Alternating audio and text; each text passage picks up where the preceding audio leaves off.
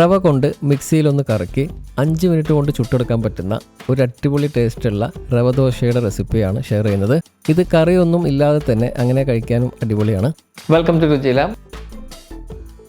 ഇതിനായിട്ട് മിക്സിയുടെ അരക്കുന്ന വലിയ ജാർ എടുത്തിട്ട് അതിലേക്ക് തേങ്ങ ചിരണ്ടിയത്, 4 ചെറിയുള്ളി, ഒരു പച്ചമുളകും, ഒരു കപ്പളവിൽ റോസ്റ്റ് ചെയ്ത റവയും, കൂടെ മൈദപ്പൊടി 2 ടേബിൾ സ്പൂൺ, ഒരു നുള്ളളവിൽ അപ്പക്കാരം, വിനാഗിരി, പാകത്തിനുള്ള ഉപ്പ്, അതുപോലെ ഒരു കപ്പ് വെള്ളം കൂടി ചേർത്ത് അല്പം തരിയോടുകൂടി അരച്ചെടുക്കണം.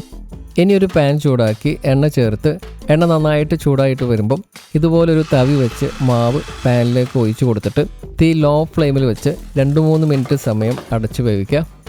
ഇനി തുറന്ന് മറിച്ചിട്ട് കൊടുത്ത് 3 മിനിറ്റ് കൂടി അടച്ചു വേവിച്ചാൽ നമ്മുടെ കിടിലൻ റവ ദോശ റെഡി.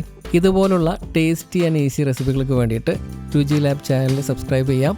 ഇതിൻ്റെ ഒരു ഡീറ്റെയിൽഡ് റെസിപ്പി വീഡിയോ താഴെ ലിങ്കിൽ ക്ലിക്ക് ചെയ്ത് കാണാം.